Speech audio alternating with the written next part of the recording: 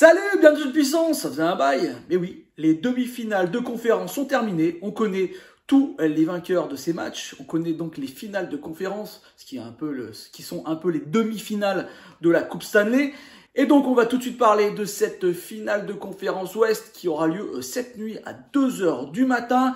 Une finale de conférence Ouest qui laisse présager vraiment de très grands moments de hockey sur glace avec deux équipes très joueuses, deux équipes vraiment très bonnes et qui donnent vraiment envie de voir du hockey sur glace avec un jeu vraiment délié, des joueurs exceptionnels. Je vous conseille de voir les matchs qui auront lieu entre l'Avalanche du Colorado et les Edmonton Oilers. On va faire une petite analyse assez rapide entre ces deux équipes. On pense bien sûr, quand on pense à ce duel, au duel MacKinnon contre McDavid, donc peut-être le meilleur joueur du monde, McDavid, contre MacKinnon, un des joueurs les plus compétents de la ligue, un des vraiment gros canons de la NHL. Ça laisse présager vraiment de grands moments de hockey, comme je vous l'ai dit. Ces joueurs ne sont pas tout seuls, ils sont entourés par d'autres joueurs, et là aussi, c'est vraiment très intéressant des deux côtés, surtout en attaque du côté des Oilers, une attaque qui marque énormément de buts. Il y a au moins 8 matchs sur les 12 matchs qu'ils ont joués où ils ont marqué 4 buts. Ça, c'est une stat, donc ça va marquer des buts, c'est sûr.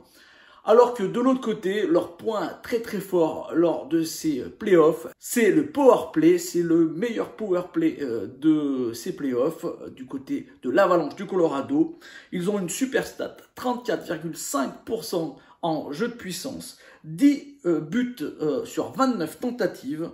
Il y a au moins 7 matchs sur les 10 derniers où ils ont marqué un but en power play. Donc, il ne va pas falloir faire beaucoup de fautes du côté des Oilers d'Edmonton si on ne veut pas se retrouver avec un but en jeu de puissance. La saison régulière entre les deux équipes, c'est plutôt du côté de Colorado qu'on va aller, avec 2 victoires et une seule défaite. Mais les 2 victoires, c'était après le temps réglementaire. Donc, ça veut dire que c'était très serré à chaque fois. C'est le 3e affrontement entre les deux équipes en play-off.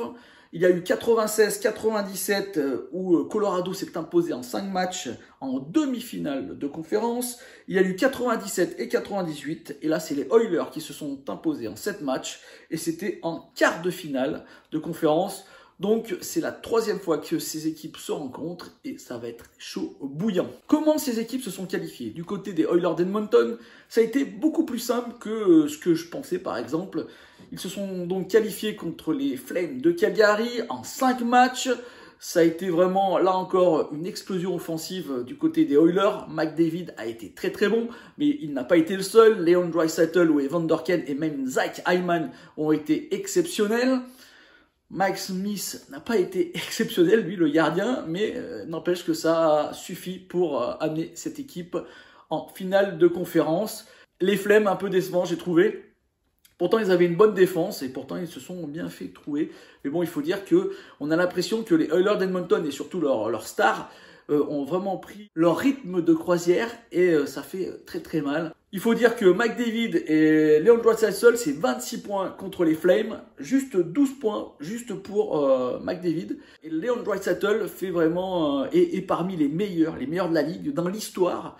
C'est lui, il est 4e avec le plus de points avec le moins de matchs, 33 matchs. Donc Leon Draisaitl est vraiment un joueur lui aussi très efficace en ce moment et donc ça pourrait faire vraiment peur du côté de l'Avalanche du Colorado. L'Avalanche du Colorado, donc avec un MacKinnon qui a été plutôt discret contre les Blues. Et oui, il faut dire que les Blues ont été beaucoup plus performants que moi, ce que je pensais.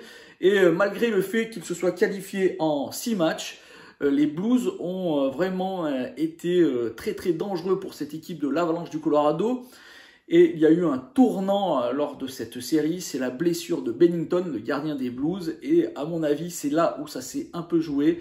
Et sinon, ça aurait pu même aller en 7 matchs et les Blues auraient même pu s'imposer à mon avis. Et l'Avalanche du Colorado a vraiment eu du mal, mais ils se sont qualifiés grâce à MacKinnon bien sûr, mais pas tout de suite. MacKinnon a été pas été extraordinaire lors des 4 premiers matchs de cette série contre les Blues. Et après, il s'est réveillé lors du 5e où il a fait un hat-trick, il a été exceptionnel.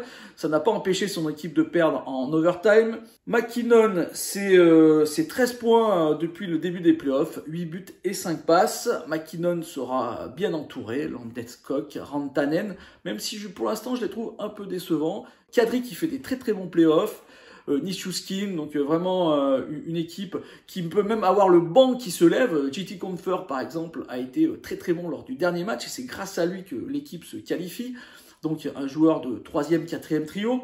Et bien sûr, en défense, on a toujours cette magnifique défense. Cal McCarr qui a le même nombre de points que McKinnon, 3 buts et 10 passes. Cal McCarr qui est bien entouré, il a Devon Toy sur son duo, donc vraiment là aussi niveau défense c'est très très intéressant du côté de l'Avalanche du Colorado. Et on va parler des gardiens car les gardiens c'est important et là il n'y a pas photo. Du côté de l'Avalanche du Colorado c'est Darcy Kuemper qui fait des très très bons playoffs. Et malgré sa blessure lors de la première série contre les Predators de Nashville, une blessure impressionnante à l'œil, il est revenu et depuis c'est plutôt pas mal. De l'autre côté, il y a Max Smith qui fait des matchs, qui va avoir des stats pas trop mauvaises, mais parce que déjà son équipe marque beaucoup, donc ça permet de récupérer lorsque on se prend beaucoup de buts.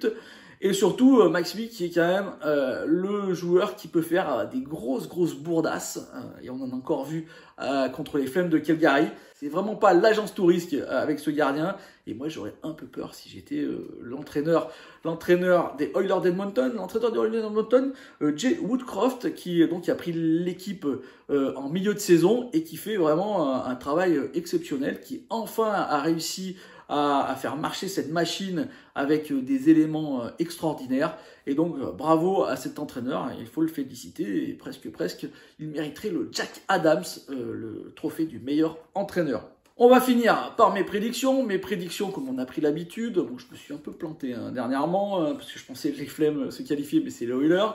Les Colorado, je les avais vus. On va parler de mes prédictions. Donc, pour les experts, pour les statisticiens, l'Avalanche du Colorado est largement devant. 75% ils mettent pour une victoire dans cette série de l'Avalanche du Colorado. Mais moi, je dis, il faut faire vraiment attention parce que là, la machine McDavid, Leon Draisaitl s'est mis en marche. En plus, il y a des joueurs de soutien vraiment très très bons comme Evander Kane, Zach Hyman. Et donc, ça peut être vraiment très très dangereux. Mais je continue à penser qu'une défense et un gardien qui sont meilleurs peuvent amener une équipe à se qualifier. Bon, ça n'a pas été le cas, par exemple, pour les Oilers contre les Flames, où, à mon avis, la défense et le gardien des Flames sont meilleurs.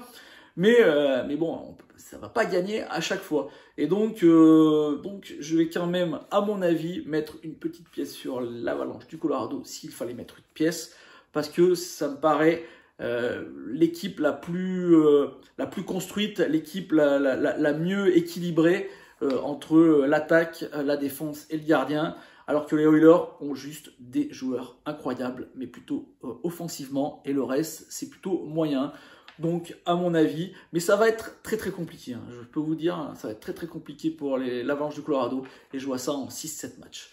Voilà, j'espère que cette petite analyse sur la finale de conférence d'Ouest vous a plu. Si c'est le cas, n'hésitez pas à me faire un petit commentaire, un petit partage ou à liker. Et n'hésitez pas à regarder la prochaine analyse qui sera donc bien sûr sur la finale de la conférence Est.